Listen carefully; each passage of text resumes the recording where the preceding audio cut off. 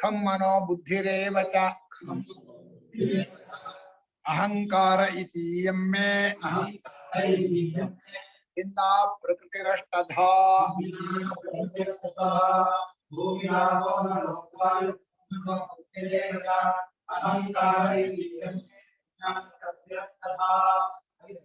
ಆಯ್ತಾ ಪೂರ್ತಿ ಇಲ್ಲ ಒಂದು ಶ್ಲೋಕ ಇಲ್ಲ ಒಂದು ಶ್ಲೋಕ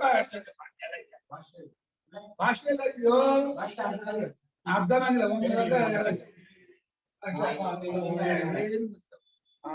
ಭೂಮಿ ಇತಿ ಪೃಥಿವೀ ತನ್ಮಾತ್ರ ಮುಚ್ಯತೆ ನ ಸ್ಥೂಲ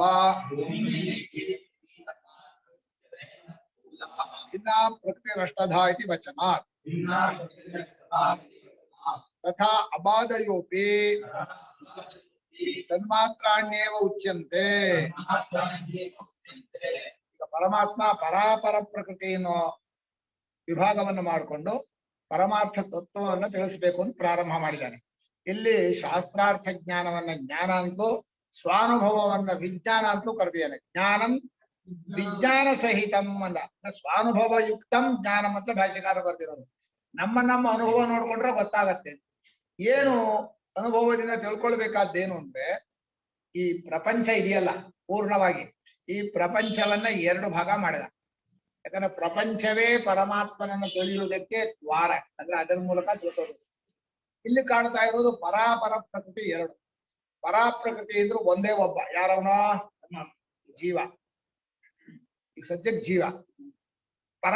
ಅಪರಾಪ್ರಕೃತಿ ಅಂದ್ರೆ ಉಳಿದ ಅನಾತ್ಮಗಳು, ಕ್ಷೇತ್ರ ಅಂತ ಕರೀತಾರೆ, ಅಪರಾಪ್ರಕೃತಿ ಅಂತೂ ಕರೀತಾರೆ. ಹೀಗೆ ಪರಾಪರ ಪ್ರಕೃತಿ ಅಂತ ಮುಂದೆ ಕ್ಷರಾಕ್ಷರ ಅಂತೂ ಕರೀತಾರೆ.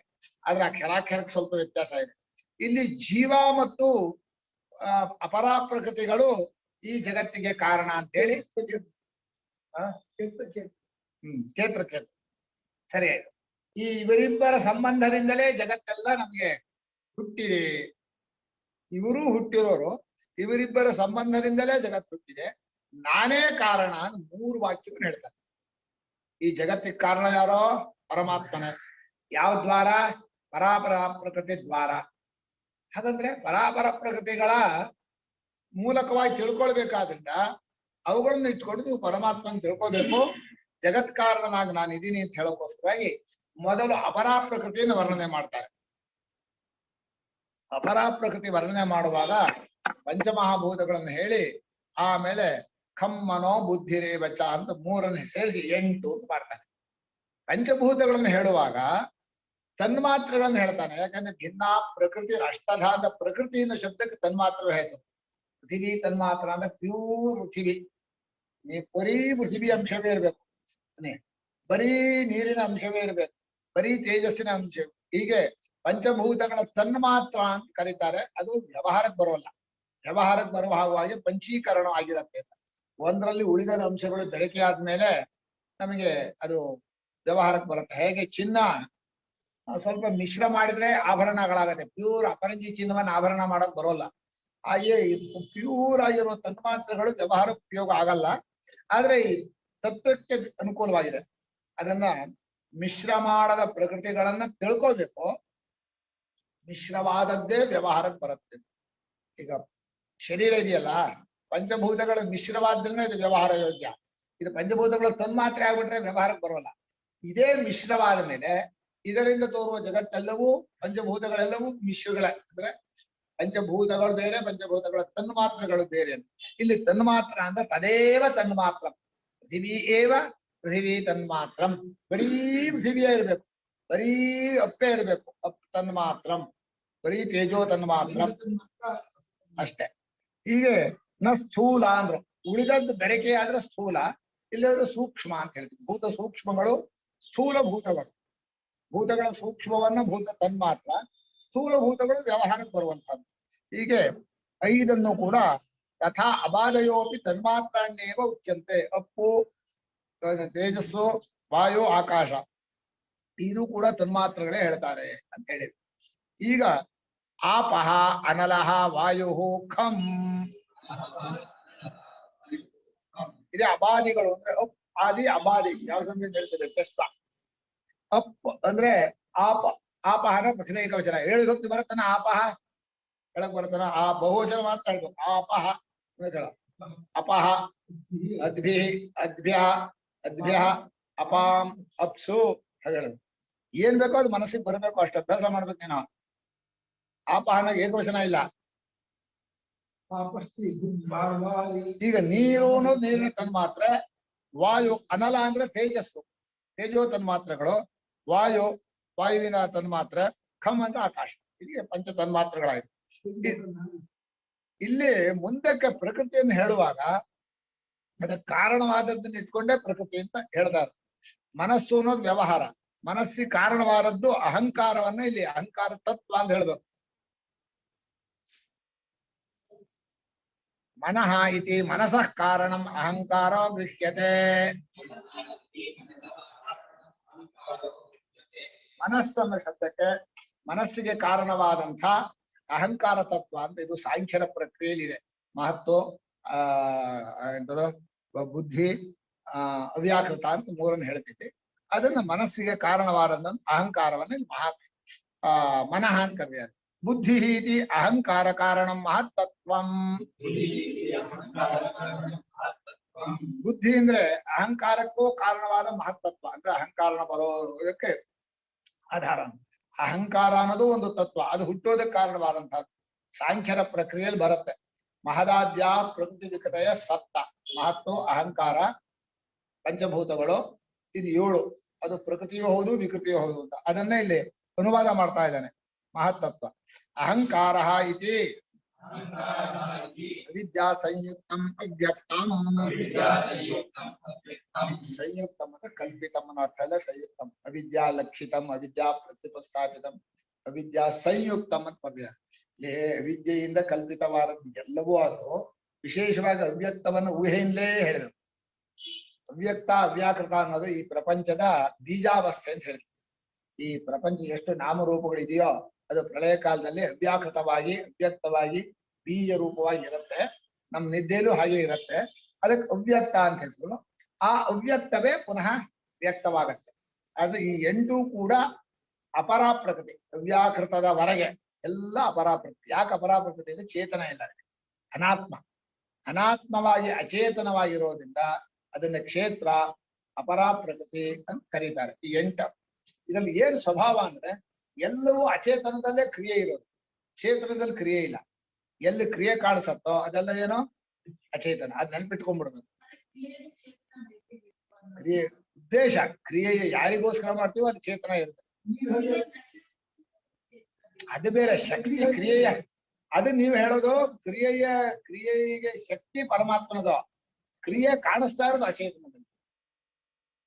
ಈಗ ವಿಕಾರವಾಗೋ ದೇಹ ಆದ್ರೆ ಅಚೇತನ, ಆದ್ರೆ ಆ ವಿಕಾರವಾಗೋ ಶಕ್ತಿ ಇದೆಯಲ್ಲ ಅದು ಪರಮಾತ್ಮನ ಶಕ್ತಿ, ಅದು ಬೇರೆ ವಿಚಾರ. ಹೀಗೆ ವಿದ್ಯಾ ಸಂಯುಕ್ತಂ ಅವ್ಯಕ್ತ. ಶಕ್ತಿಯಲ್ಲೂ ಪ್ರಾಣ ಶಕ್ತಿ ಉಂಟಾ? ಮನಶಕ್ತಿ ಉಂಟಲ್ಲ. ಪರಮಾತ್ಮನ ಶಕ್ತಿಯೇ ಪ್ರಾಣನಿಗೆ ಬಂದಾಗ ಎನರ್ಜಿ ಆಗತ್ತೆ, ಮನಸ್ಸಿಗೆ ಬಂದಾಗ ಜ್ಞಾನ ಅನಿಸ್ಕೊಳ್ತದೆ. ಎರಡೂ ಪರಮಾತ್ಮನ ಶಕ್ತಿನೇ. ಅಹಂಕಾರ ಐತಿ ವಿದ್ಯಾ ಸಂಯುಕ್ತಂ ಅವ್ಯಕ್ತಂ. ಇದನ್ನ ಯಥಾ ವಿಷ ಸಂಯುಕ್ತಂ ಅನ್ನಂ ವಿಷಮಿತಿ ಉಚ್ಯತೆ ಏವಂ ಅಹಂಕಾರ ವಾಸನಾವತ್ ಅವ್ಯಕ್ತ ಮೂಲ ಕಾರಣಂ ವ್ಯಕ್ತ ಮೂಲ ಕಾರಣ ಇದೆಯೋ ವ್ಯಕ್ತ ಮೂಲ ಕಾರಣ ಇದೆಯೋ? ವ್ಯಕ್ತಂ ಇದ್ರು ಅವ್ಯಕ್ತ ಅಂದ್ರು ಅರ್ಥ ಒಂದಲ್ಲಿ. ಅಹಂಕಾರ ಐತಿ ಉಚ್ಯತೆ. ಇಲ್ಲಿ ಕಾರ್ಯ ಶಬ್ದವನ್ನು ಕಾರಣಕ್ಕೆ ಬಳಸ್ಯಾರ. 3-4 ಶಬ್ದ ಹಾಗೆ.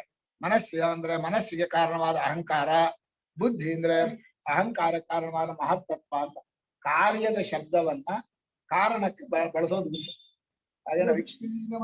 ಆ ತರ ಈಗ ಎಲ್ಲವೂ ಕೂಡ ಅಹಂಕಾರ ಶಬ್ದವಾದ್ದು ಅವ್ಯಕ್ತ. ಇಲ್ಲಿ ಅಹಂಕಾರ ಇತಿಯ ಮೇಲೆ ಅಹಂಕಾರ ಅಂದ್ರೆ ಅವ್ಯಕ್ತ ಅಂತ ಅರ್ಥ. ಹಾಗೆ ವಿಷದಿಂದ ಕೂಡಿದ ಅನ್ನವನ್ನು ವಿಷ ಅಂತೀವೋ, ಈ ಅಹಂಕಾರ ವಾಸನೆ ಅಲ್ಲಿ ಅಡಗಿರತ್ತೆ ಅವ್ಯಾಕೃತದಲ್ಲಿ. ಅವ್ಯಾಕೃತ ಅನ್ನೋದು ಪ್ರಪಂಚದ ಬೀಜಾವಸ್ಥೆ ಅಂತ, ಅಲ್ಲಿ ಎಲ್ಲಾ ಅಹಂಕಾರ ತತ್ವ ಅಡಗಿರತ್ತೆ. ಅದನ್ನ ಅದು ಅಹಂಕಾರ ಅಂತ ಪರಮಾತ್ಮ ಇಲ್ಲಿ ಕರೆದಿಯ ನಮ್ದು ಶ್ಲೋಕದಲ್ಲಿ. ಅಹಂಕಾರ ಅನ್ನೋದು ಒಂದು ತತ್ವ, ಅಹಂಕಾರ ಅಚೇತನ ಅನ್ನೋದು ಅವ್ಯಾಕೃತದಲ್ಲಿ ಅಡಗತ್ತೆ. ಅಹಂಕಾರ ಅನ್ನೋದು ಪದಾರ್ಥವೋ ಬರಿಯ ಕಲ್ಪಿತವೋ ಅನ್ನೋ ವಿಷಯವಿದೆ. ಅಹಂಕಾರ ಪ್ರಾಣ ಮರಣದತ್ತ ಅದು ಅಡಿಗೆ ವ್ಯಕ್ತಿಯಲ್ಲಿ ಇನ್ನೂ ಹೆಚ್ಚು ಇಲ್ಲ ಅವ್ರು ಹೇಳೋದಾಗ್ತಾನೆ ಮಹತಃ ಪರಂ ಅವ್ಯಕ್ತಂ ಅಂತ ಅನ್ನುವಾಗ ಮಹತ್ತತ್ವವೇ ಅಹಂಕಾರವಾಗುತ್ತೆ. ಅಲ್ಲ ಮಹತ್ತತ್ವ ಎರಡಿಗೆ ಬಾ ಆಗ್ಬೋದು. ಅದು ಇಲ್ಲಿ ಅಹಂಕಾರ ಶಬ್ದದಿಂದ ಕರಿತಾ ಇರೋದು ಅವ್ಯಕ್ತವನ್ನು, ನಾವು ಅದೆಲ್ಲ ಗೊತ್ತಿಲ್ಲ. ಅಹಂಕಾರ ಅನ್ನೋ ಪದ ಅವ್ಯಾಕೃತವನ್ನು ಕರೀತಾ ಇದೆ ಈ ಜಾಗದಲ್ಲಿ ಅಷ್ಟೇ. ಇದು ಪದ ಪ್ರಯೋಗ ಯಾವ ಅರ್ಥದಲ್ಲಿ ಇರೋ ಬೇರೆ, ಶಬ್ದದ ಅರ್ಥ ಯಾವುದು ಅನ್ನೋ ಪದಾರ್ಥ ಅಂದ್ರೆ ಯಾವುದು ಅನ್ನೋದು ಬೇರೆ, ಅಹಂಕಾರ ಅನ್ನೋ ಪದಾರ್ಥ ಯಾವುದು ಅನ್ನೋ ವಿಚಾರ ಬೇರೆ, ಅಹಂಕಾರ ಅನ್ನೋ ಪದವನ್ನ ಯಾವ ಅರ್ಥದಲ್ಲಿ ಇಲ್ಲಿ ಬಳಸಿದ್ದಾರೆ ಅನ್ನೋ ವಿಚಾರ ಬೇರೆ. ಹಾಗೆ ಇಟ್ಕೋಬೇಕು. ಅವಿದ್ಯಾ ಅನ್ನೋ ಶಬ್ದ ಪದಾರ್ಥ ಯಾವುದು ಅಂತ ಕೇಳಿದ್ರೆ ವಿಚಾರ ಬೇರೆ ಆಗತ್ತೆ. ಅವಿದ್ಯಾ ಪದವನ್ನ ಯಾವ ಅರ್ಥದಲ್ಲಿ ಬಳಸಿದ್ದಾರೆ ಅಂದ್ರೆ ಅದು ಬೇರೆ ಆಗತ್ತೆ ವಿಚಾರ. ಎರಡು ಬೇರೆ ಬೇರೆ ವಿಚಾರ, ಚೆನ್ನಾಗಿ ನೆನ್ಪಿಟ್ಕೋಬೇಕು ನಾವು. ಕೆಲವು ಜಾಗದಲ್ಲಿ ಅವಿದ್ಯಾ ಅನ್ನೋದನ್ನ ಕರ್ಮ ಅರ್ಥದಲ್ಲಿ ಬಳಸ್ತಾರೆ, ಕೆಲವು ಜಾಗದಲ್ಲಿ ಅವಿದ್ಯಾ ಅಂದ್ರೆ ಬರೀ ವಿವೇಕವಿಲ್ಲದೆ ಇರೋದು ಮೌಢ್ಯ ಅಂತ ಅರ್ಥದಲ್ಲಿ ಬಳಸ್ತಾರೆ, ಬೇರೆ ಬೇರೆ ಅರ್ಥದಲ್ಲಿ ಬಳಸ್ತಾರೆ. ಇಲ್ಲಿ ಬಳಸಿದ್ದಾರೆ. ಆದ್ರೆ ಅವಿದ್ಯಾ ಪದಾರ್ಥ ಅಂದ್ರೆ ಯಾವುದು ಅಂದ್ರೆ ಮಾಯ. ಪದಾರ್ಥ ಬೇರೆ, ಶಬ್ದದ ಬಳಕೆಯನ್ನು ಬೇರೆ. ಶಬ್ದದ ಬಳಕೆಯನ್ನು ಕಾರ್ಯ ಶಬ್ದವನ್ನ ಕಾರಣಕ್ಕೆ ಬಳಸೋದು, ಕಾರಣ ಶಬ್ದವನ್ನ ಕಾರ್ಯಕ್ಕೆ ಬಳಸೋದು ಉಂಟು ಲೋಕದಲ್ಲಿ. ಏನ್ ಮಾಡಕ್ಕಾಗ? ಈಗ ಕಾಣ್ತಾ ಇರೋ ಪದಾರ್ಥವನ್ನ ನಿನ್ ತಲೆಯಲ್ಲಿರೋ ಭ್ರಮೆ ಅಂದ್ರೆ ಪದಾರ್ಥ, ಅಲ್ಲಿರೋ ಮಾಯೆ. ನಿನ್ ತಲೆಯಲ್ಲಿದೆ ಹಗ್ಗ ಅಂದ್ರೆ ಅದು ತಪ್ಪು ತಿಳುವಳಿಕೆ. ತಪ್ಪು ತಿಳುವಳಿಕೆಯಿಂದ ತೋರಿಕೆಯನ್ನು ತಪ್ಪು ತಿಳುವಳಿಕೆಯನ್ನು ಕರೆಯೋ ಉಂಟು ಲೋಕದಲ್ಲಿ. ಹೀಗೆ ವಿಷ ಸಂಯುಕ್ತವಾದ ಅನ್ನವನ್ನ ವಿಷ ಅಂತ ಕರೆಯೋ ಹಾಗೆ ಅಹಂಕಾರ ವಾಸನೆಗಳಿಂದ ಕೂಡಿದ ಅವ್ಯಕ್ತವನ್ನೇ ಅಹಂಕಾರವನ್ನು ಭಗವಂತ ಇಲ್ಲಿ ಬಳಸಿದ್ದಾನೆ. ಈಗ 8 ಆಯ್ತು. ಮೂಲ ಕಾರಣ ಅಹಂಕಾರ ಇತಿ ಉಚ್ಯತೆ. ಪ್ರವರ್ತಕತ್ವಾದ ಅಹಂಕಾರಸ್ಯ. ಅವ್ಯಾಕೃತವು ಅಹಂಕಾರಕ್ಕೆ ಪ್ರವರ್ತಕ. ಅಹಂಕಾರಸ್ಯ ಇದು ಕರ್ಮಣಿ ಷಷ್ಠಿ. ಅಹಂಕಾರವನ್ನ ಹುಟ್ಟಿಸೋದು ಅವ್ಯಾಕೃತವೇ. ನೀವು ಅಹಂಕಾರ ಇಟ್ಕೊಂಡು ನಿದ್ದೆ ಹೋಗ್ತಿರಲ್ಲ, ಮತ್ತೆ ಎದ್ದು ಕೂಡಲೇ ನಾನು ಅನ್ನೋದೇ ಎದ್ಕೊಳ್ಳೋದು. ಅದನ್ನ ಅಹಂಕಾರಸ್ಯ ಅವ್ಯಾಕೃತಂ ಅವ್ಯಕ್ತಂ ಪ್ರವರ್ತಕಂ.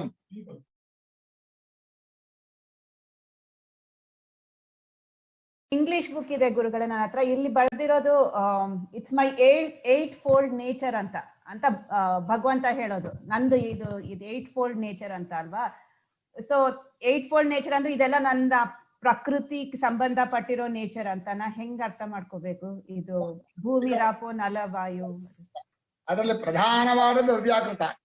ಅವ್ಯಾಕೃತ ಅನ್ನೋದು ಜಗತ್ತಿನ ಅವ್ಯಾಕೃತಾವಸ್ಥೆ, ನಾಮರೂಪ ಬೀಜಾವಸ್ಥೆ. ಎಲ್ಲಾ ವಿದ್ಯಾ ಕಲ್ಪಿತವೇ. ಅವಿದ್ಯೆಯಿಂದ ಕಲ್ಪಿತವಾದ ವಸ್ತುಗಳಲ್ಲಿ ಕೆಲವು ಮೂಲ ವಸ್ತುಗಳು, ಕೆಲವು ಕಾರ್ಯ ವಸ್ತುಗಳು ಅಂತ 2 ಭಾಗ ಮಾಡಿದ್ದಾರೆ. ಕಾರ್ಯ ವಸ್ತುಗಳನ್ನ ಇಲ್ಲಿ ಹೇಳಲಿಲ್ಲ, ಮೂಲ ವಸ್ತುಗಳನ್ನ ಹೇಳಿದ್ದಾನೆ. ಅವ್ಯಾಕೃತ, ಮಹತ್ತತ್ವ, ಅಹಂಕಾರ, ಪಂಚಭೂತಗಳು. ಒಟ್ಟು 8 ಅನಾತ್ಮವಾದ ಕ್ಷೇತ್ರಗಳು. ಆ ಕ್ಷೇತ್ರಗಳನ್ನ ತಪ್ಪುಳಿಕೆಯಿಂದ ಕಲ್ಪಿಸ್ಕೊಂಡಿದ್ದಾನೆ.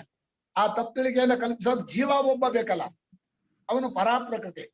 ಜೀವನು ಇವುಗಳನ್ನ ಬೆರೆತುಕೊಂಡು ತಪ್ಪು ತಿಳುವಳಿಕೆಯಿಂದ ವ್ಯವಹಾರ ಮಾಡ್ತಾ ಇದ್ದಾನೆ. ಆಗ ಅಧ್ಯಾಸ ಅನ್ನೋದು ಅವನಲ್ಲಿ ಕೆಲಸ ಮಾಡುತ್ತೆ ಅಂತ. ಅಂದ್ರೆ ಅಧ್ಯಾಸದಿಂದ ಕಲ್ಪಿತವಾದ ಪದಾರ್ಥಗಳನ್ನ ಎಣಿಸ್ತಾ ಇದ್ದಾರೆ. ಸಾರಿ, 1 ನಿಮಿಷ. ನೀವು ಅದು ಎಕ್ಸ್ಪ್ಲೈನ್ ಮಾಡೋ ಮುಂಚೆ ನಂಗೆ ಒಂದ್ ಸ್ವಲ್ಪ ನೀವು ಹೈ ಲೆವೆಲ್, ಸ್ವಲ್ಪ ನಮ್ ಲೋ ಲೆವೆಲ್ ಸ್ವಲ್ಪ. ಈಗ ನೀವು ಮೂಲ ಅಂತ ಹೇಳಿದ್ರಿ, ಇನ್ನೊಂದು ಕ್ರಿಯಾ ಅಂತ ಹೇಳಿದ್ರಿ. ಅವೆರಡರಲ್ಲಿ ಹೆಂಗೆ ಡಿಫ್ರೆನ್ಸ್ ಹೆಂಗ್ ಗೊತ್ತಾಗುತ್ತೆ? ಅನಾತ್ಮ ಅನ್ನೋ ಶಬ್ದಕ್ಕೆ, ಅನಾತ್ಮ ಅಂದ್ರೆ ತನಗ್ ಸೇರದೆ ಇರುತ್ತಾನೆ, ತನ್ನ ಸ್ವರೂಪಕ್ಕೆ ಸೇರೋದಂತ ಅಚೇತನದಲ್ಲಿ ಕ್ರಿಯೆ ಕಾಣಿಸುತ್ತೆ ಪ್ರಪಂಚದಲ್ಲಿ. ಕ್ರಿಯೆ ಅಂದ್ರೆ ಆಕ್ಷನ್. ಹೌದು, ಅದು ಅರ್ಥ ಆಯ್ತು. ಅಚೇತನ ಆಕ್ಷನ್ ಕಾಣ್ತಾ ಇರೋದ್ರಿಂದ ಅದು ಎಲ್ಲೆಲ್ಲಿ ಆಕ್ಷನ್ ಕಾಣುತ್ತೋ ಅದೆಲ್ಲ ಅಚೇತನ.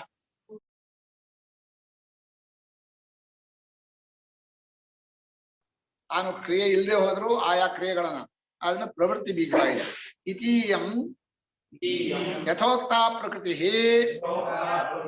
ಮೇ ಮಮ ಐಶ್ವರಿ ಮಾಯಾಶಕ್ತಿ ಅಷ್ಟಧಾ ಭಿನ್ನ ಭೇದಂ ಆಗತ.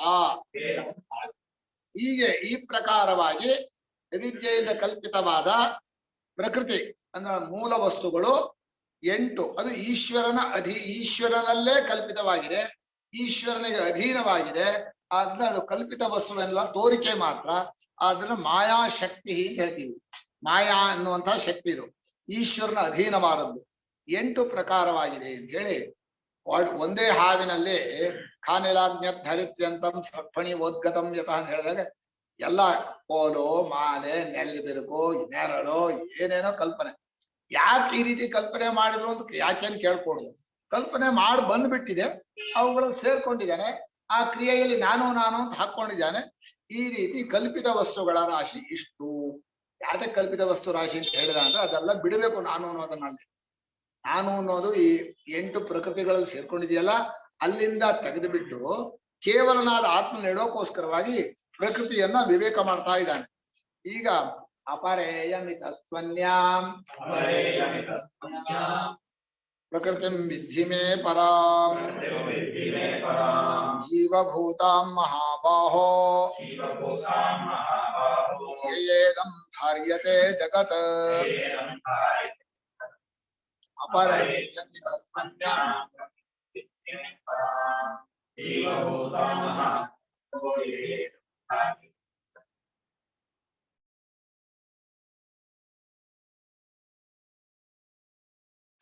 अपरा इयं इतः तो अन्यां प्रकृतिं विद्धि मे परां. इयं अपरा प्रकृति. ಅಪರ ಇದು ಕೀಳಾದ ಪ್ರಕೃತಿ ಅಂದ್ರೆ ನನ್ನನ್ನು ಕೀಳು ಮಾಡಿ ಕಲ್ಪನೆ ಮಾಡಿರೋ ಅಚೇತನವಾಗಿ ಮಾಡ್ಕೊಂಡಿರೋ ಪ್ರಕೃತಿ ಇದು. ಯಾರನ್ನ? ಚೈತನ್ಯ ಸ್ವರೂಪನಾದ ನನ್ನನ್ನ ಅತ್ಯಂತ ಕೀಳಾಗಿ ಅಪರ ಅನಾತ್ಮವಾಗಿ ಅಚೇತನವಾಗಿ ಕ್ರಿಯಾಮಯವಾಗಿ ಮಾಡಿದ್ದಾರೆ. ಇವನೇ ಮಾಡ್ಕೊಂಡಿದ್ದು ಅಲ್ಲ, ಅದು ಅಪರ, ನನ್ನನ್ನು ಕೀಳು ಮಾಡಿದ. ನಾನು ಕೀಳು ಮಾಡಿದ ಪ್ರಕೃತಿ ಇದು ಅಂದ್ರೆ ಅದೇ ಅರ್ಥ. ತಾನು ಕೀಳಾಗಿ ತನ್ನನ್ನು ಕೀಳು ಮಾಡಿದ. ತಾನು ಕೀಳಾದಂತ ಅವ್ನು ಕಲ್ಪಿತ ಅಧ್ಯಾಸರಿಂದ ಅದು ವಿಷಯ ಬೇರೆ. ಇತಸ್ತು ತು ಅಂದ್ರೆ ಆದ್ರೆ ಇದಕ್ಕಿಂತ ವಿಲಕ್ಷಣ ಯಾರೋ ಅವನು ಜೀವನ ಇದಾನಲ್ಲ, ಬೆರಕೆನೆ ಮಾಡ್ಕೊಳ್ದೆ ಹೋದ್ರೆ ತುಂಬಾ ಚೆನ್ನಾಗಿರ್ತಿದ್ದ. ಹೋಗಿ ತಪ್ಪಿರೋದು ಬಿಟ್ಟು ಪರಮಾತ್ಮನನ್ನ ಅಚೇತನ ಅಂತ ಪ್ರಕೃತಿಯನ್ನು ಮಾಡಿ ಅದರಲ್ಲಿ ಹೋಗಿ ಸೇರ್ಕೊಂಡು ನಾನು ದುಡ್ಡು ತಕ್ಕಿಸ್ಕೊಂಡ. ಆ ಜೀವ ಪರಾಪ್ರಕೃತಿ ಪರಮಾತ್ಮ ಹೊಳ್ತಾ ಇದ್ದಾನೆ. ಶುದ್ಧವಾದ ಪ್ರಕೃತಿ ಸೇರ್ಕೊಳ್ಳದೆ ಹೋದ್ರೆ ಜೀವ ಅತ್ಯಂತ ಚೈತನ್ಯನೇ, ಬಳ ಹೊಳಿತಾ ಇರೋದು, ಏನು ವಿಕಾರವಿಲ್ಲ.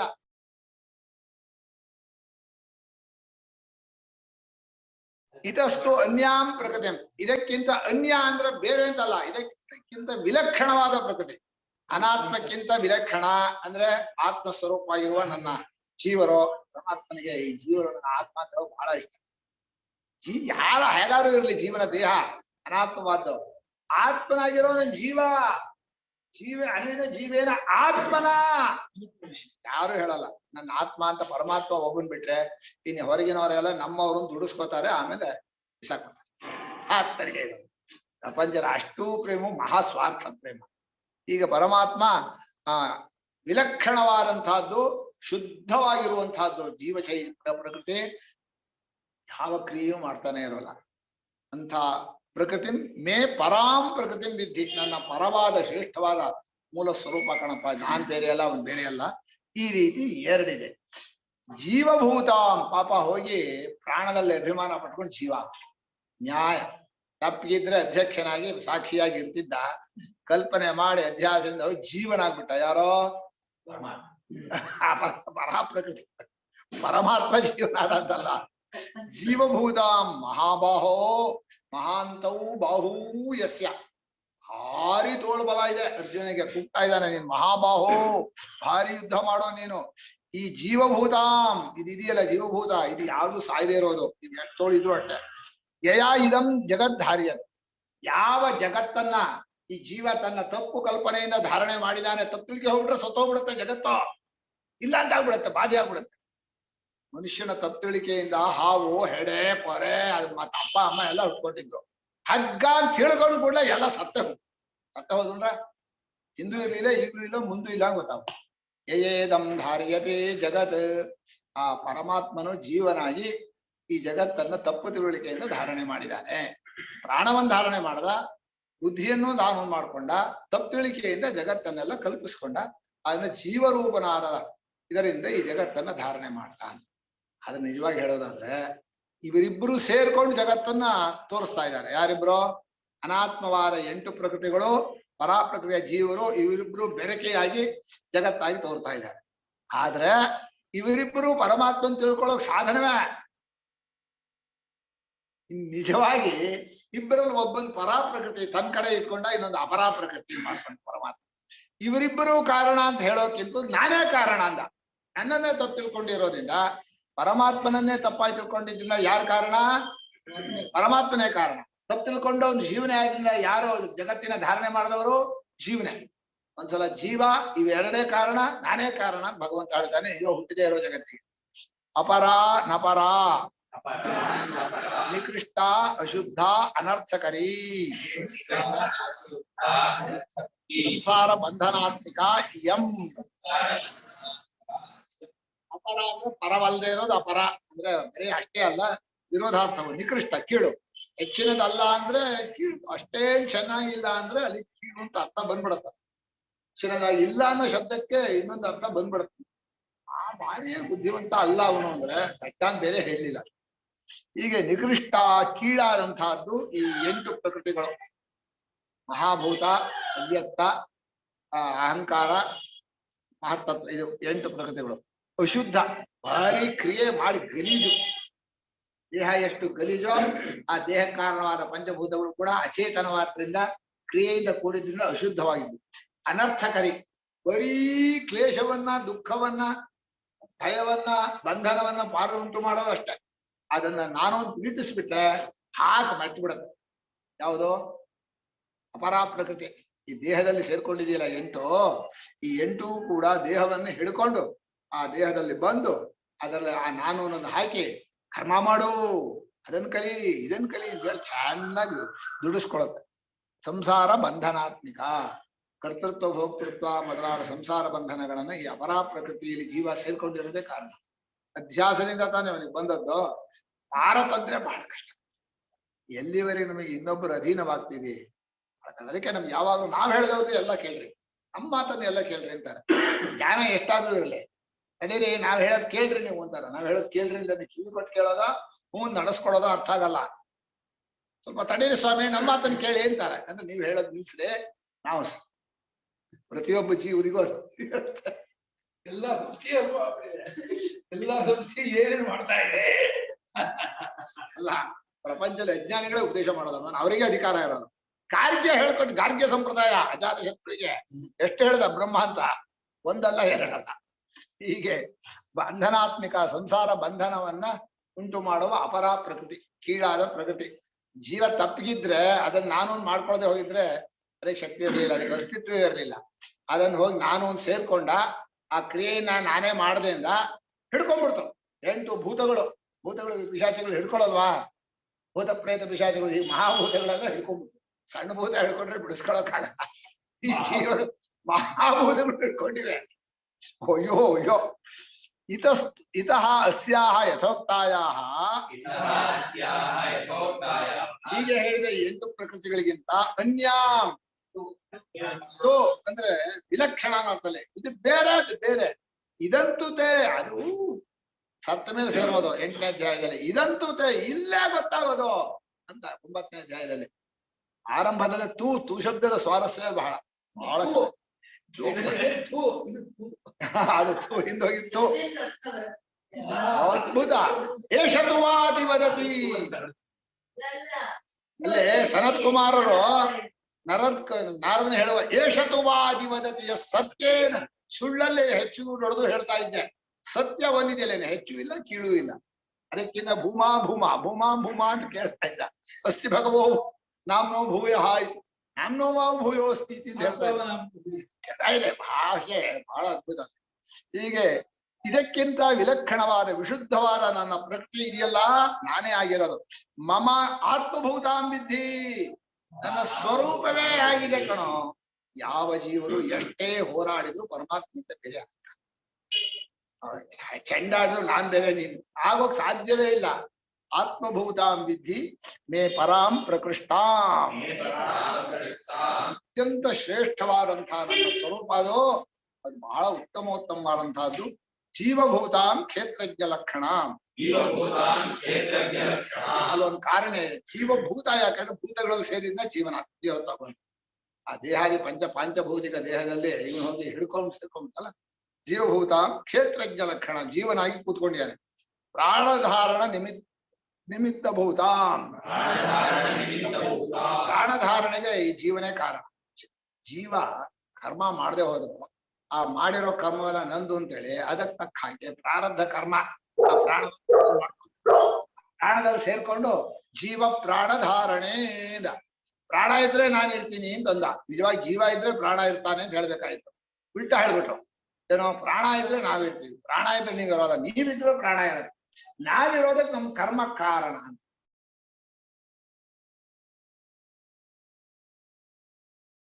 ಹೀಗೆ ಜೀವಭೂತಾಂ ಕ್ಷೇತ್ರಜ್ಞ ಲಕ್ಷಣಾಂ ಪ್ರಾಣಧಾರಣ.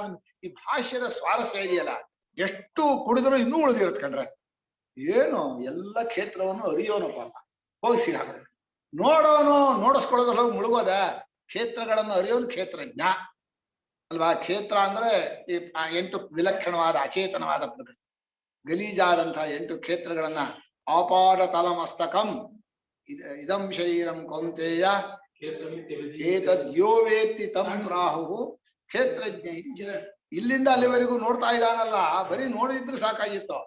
ಹೋಗಿ ನಾನು ಅಂತ ಅಭಿಮಾನ ನೋಡ್ತಾ ಇರೋದ ನಾನೇ ಅಂತ ಯಾರು ತಿಳ್ಕೊತಾರ ಅಂದ್ಕೊಂಡ. ಕ್ಷೇತ್ರಜ್ಞ ಲಕ್ಷಣವಾದವನು, ಪ್ರಾಣಧಾರಣಕ್ಕೆ ನಿಮಿತ್ತನಾದಂಥವನು ಆ ಜೀವ ಇದೆಯಲ್ಲ, ಆ ಪ್ರಕೃತಿಯಿಂದಲೇ ಇದಂ ಧಾರ್ಯತೆ ಜಗತ್.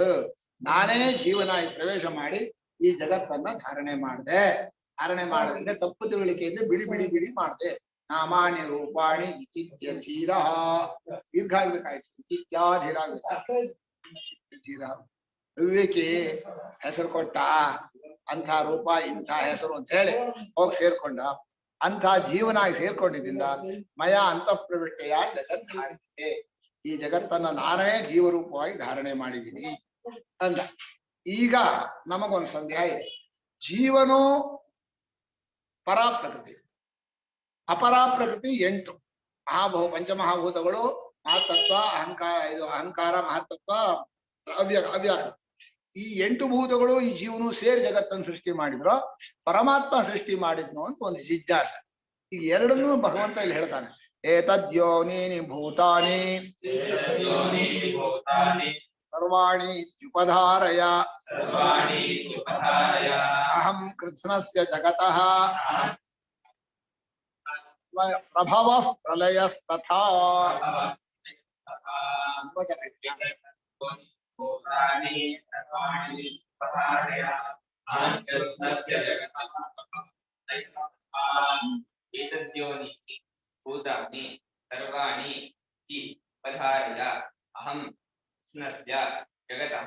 ಪ್ರಭವಃ ಪ್ರಳಯಃ. ಏಕಾದಶ ಪದಮರಿಮಿತೋಯಂ ಶ್ಲೋಕಃ. ಏತದ್ಯೋನೀನಿ, ಈ ಪರಾಪರ ಪ್ರಕೃತಿಗಳೇ ಕಾರಣವಾಗಿ ಉಳ್ಳವು, ಇವುಗಳೇ ಕಾರಣ ಭೂತಗಳಿಗೆ. ಭೂತಗಳು ಚತುರ್ವಿಧ ಭೂತಗಳಿವೆ. ಈ ಜಗತ್ತಿನಲ್ಲಿ ಚತುರ್ವಿಧ ಭೂತಗಳು ಅಂದ್ರೆ ಅಂಡಜ, ಸ್ವೇದಜ, ಉದ್ಭಿಜ, ಜರಾಯುಜ. ಭೂತ ಶಬ್ದಕ್ಕೆ ಒಳಗಿರೋ ಜೀವರು ಅಂತೂ ಅರ್ಥ, ಭೂತ ಶಬ್ದಕ್ಕೆ ಪಂಚಭೂತಗಳು ಅಂತೂ ಅರ್ಥ. ಈ 8 ಭೂತಗಳನ್ನು ಸೇರಿಸ್ಕೊಂಡ್ಬಿಟ್ಟ ಅಪರಾ ಪ್ರಕೃತಿಯಿಂದ. ಈ 2 ಇದೆಯಲ್ಲ, ಕ್ಷೇತ್ರಜ್ಞ, ಇವುಗಳೇ ಈ ಭೂತಗಳಿಗೆಲ್ಲ ಜೀವರಿಗೆ ಶರೀರವಾಗೋ ಕಾರಣ. ಜೀವರಿಗೆ ಶರೀರ ಬಂದಿದ್ದೆ ಪ್ರಪಂಚವಾಗಿ ಪರಮಾತ್ಮನ ತಪ್ಪು ತಿಳ್ಕೊಳ್ಳೋಕೆ ಶಕ್ತಿ ಬಂದ್ಬಿಡ್ತು. ನೀವು ಕನಸೊಳಗೆ ಹೋಗಿ ಅಲ್ಲೊಂದು ಶರೀರ ತಗೊಂಡು ಕನಸನ್ನು ನೋಡ್ಬೇಕು. ಬರೀ ಡೈರೆಕ್ಟ್ ಆಗಿ ಸಾಕ್ಷಿ ನಿಂತ ಕನಸು ನೋಡಿದ್ರೆ ಕನಸು ಕಾಣಲ್ಲ. ಎಚ್ಚರಕ್ಕೆ ಬಂದಾಗ್ಲೂ ಏನ್ ಮಾಡ್ಬೇಕು? ಎಲ್ಲರ ಹಾಗೆ ನನಗೂ ಒಂದು ಶರೀರ, ನಾನೊಂದು ಕೂತ್ಕೋಬೇಕು. ನಾನು ಒಂದು ಕೂತ್ಕೊಂಡ್ರೆ ನಿಮ್ಮನ್ನೆಲ್ಲ ಚೆನ್ನಾಗಿ ತಪ್ಪಾಗಿ ತಿಳ್ಕೊಳಕ್ ಬರುತ್ತೆ. ಜಗತ್ತಾಗಿ ಇರುವ ಚೈತನ್ಯವನ್ನ ಇವ್ರು ಹೆಂಗಸರು, ಹುಡುಗ, ಇವರು ಇಂಥವರು ಎಲ್ಲ ಅರಿಯೋಕ್ ನಾನೊಬ್ಬ ಆಗ್ಬೇಕಲ್ಲ ಅದ್ರೊಳ್ಳೆ.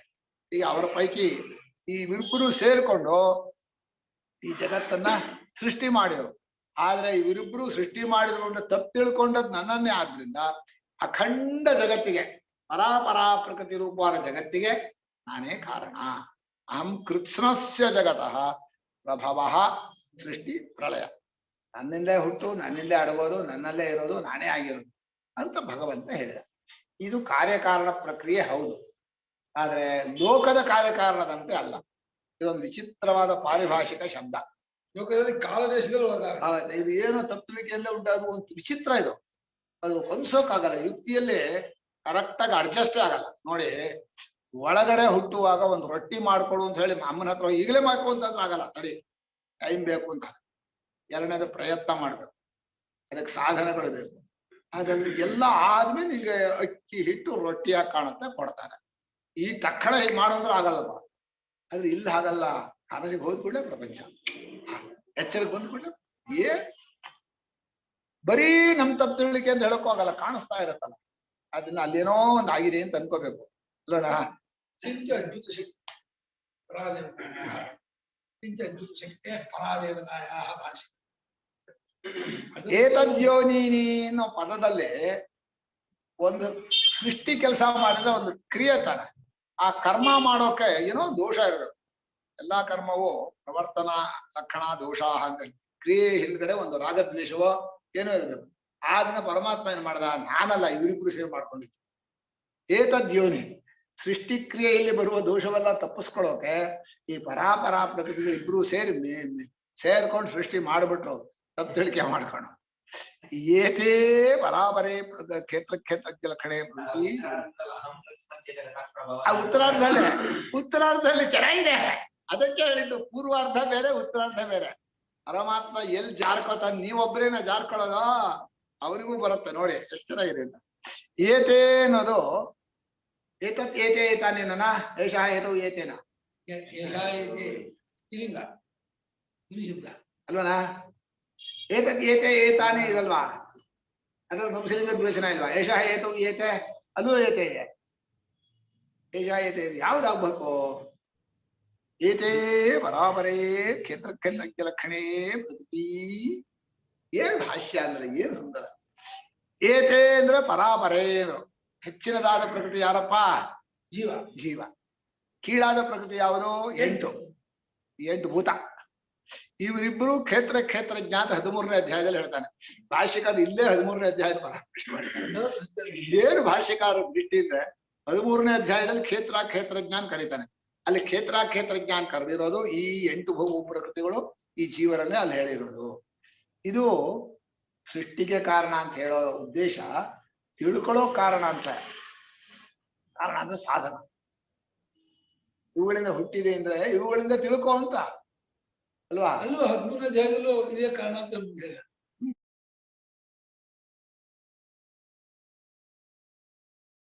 ಕ್ಷೇತ್ರಜ್ಞ ಲಕ್ಷಣ ಮಾಡ್ರು. ಕ್ಷೇತ್ರಜ್ಞೌ ಲಕ್ಷಣಂ ಎಸ್ ತೇ ಕ್ಷೇತ್ರಜ್ಞ ಲಕ್ಷಣೆ ಅಂತ ಮಾಡುದು.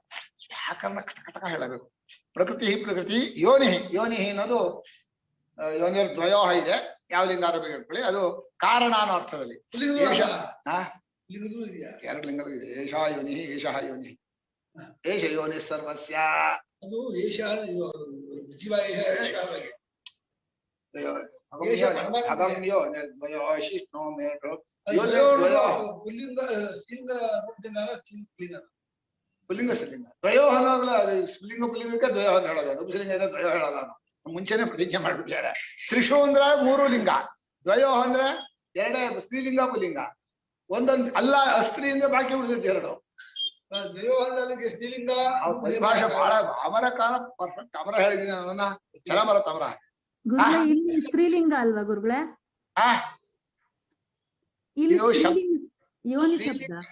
ಸ್ತ್ರೀಲಿಂಗ ಅಂತ ಏನಲ್ಲ, ಅದು ಶಬ್ದಕ್ಕೆ ಲಿಂಗ, ಅದರಿಂದ ಕಾರಣ ಅನ್ನೋ ಅರ್ಥದಲ್ಲಿ ಎಲ್ಲ ಸರಿ.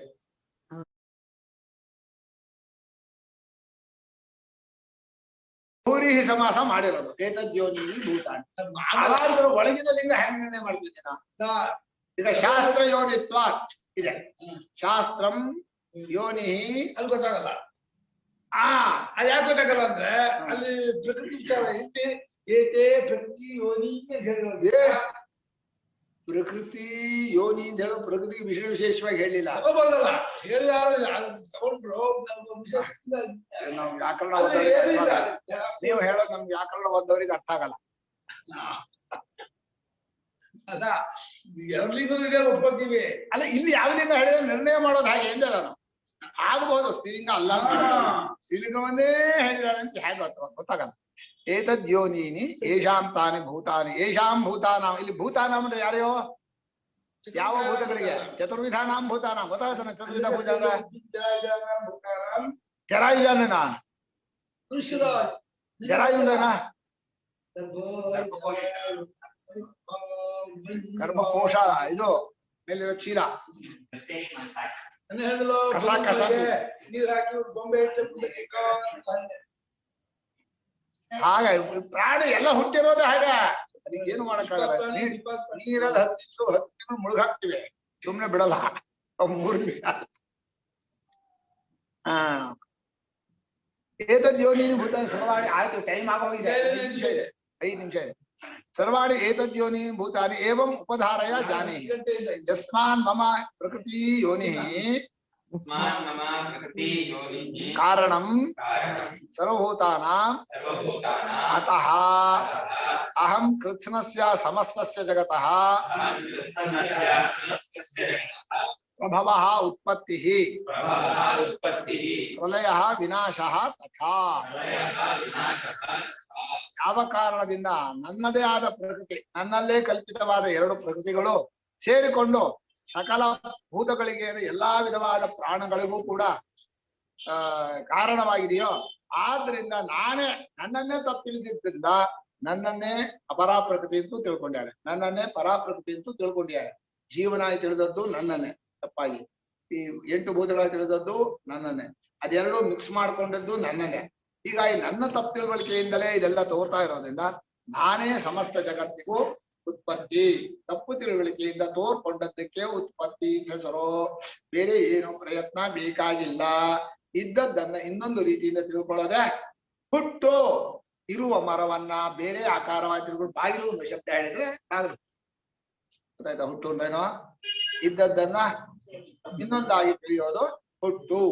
ಅಕ್ಕಿ ಇರತ್ತೆ, ಅದನ್ನು ಸ್ವಲ್ಪ ನೀರು ಅದು ಸೇರಿಸಿ ಅನ್ನ ಅನ್ನೋದು ಅದು ಅನ್ನ ಅಂತ ತಿಳ್ಕೊಂಡು ಇದು ಮಾಡ್ತಾರಲ್ಲ, ಮಿಶ್ರ ಮಾಡ್ತಾರಲ್ಲ, ಆ ಮಿಶ್ರದಲ್ಲೇ ನಮಗೆ ಕನ್ಫ್ಯೂಸ್.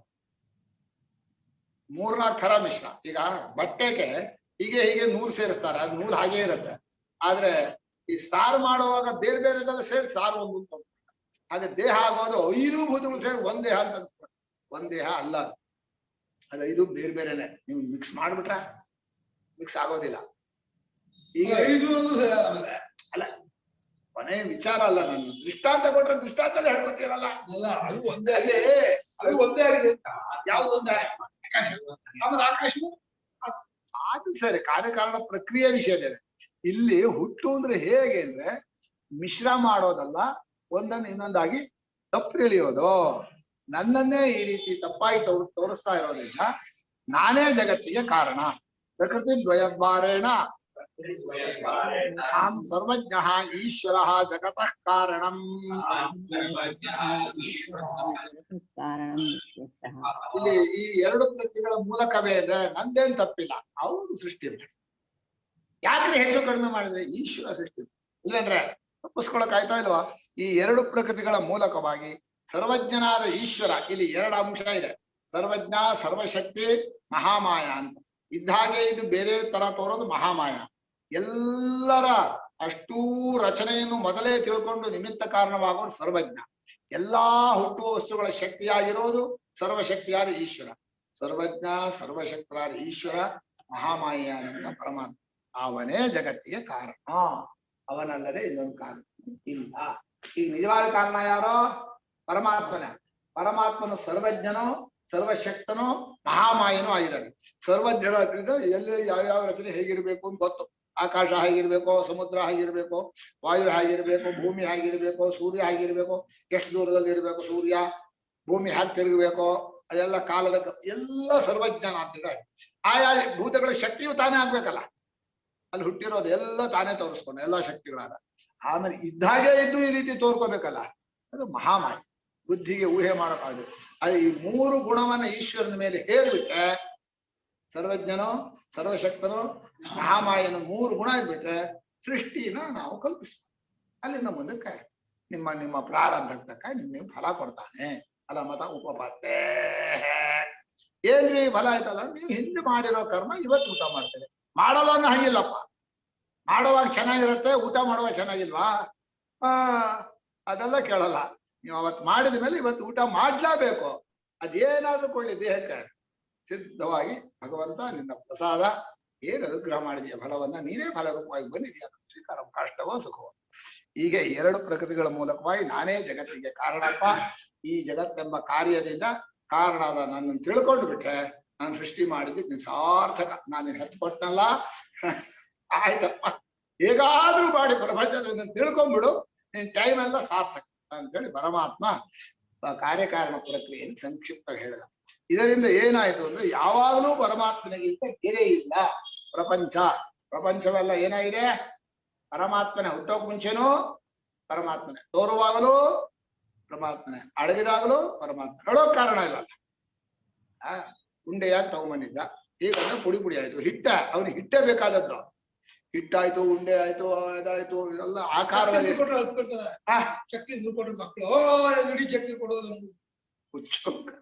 ಮಕ್ಕಳು ಹೇಳ್ತಾರೆ ಪರಾಚಕ್ಕಾಮಯಂತಿ ಬಾಲ ಹೇ ಮೃತ್ಯೋ ಹರಿಯಂತಿ.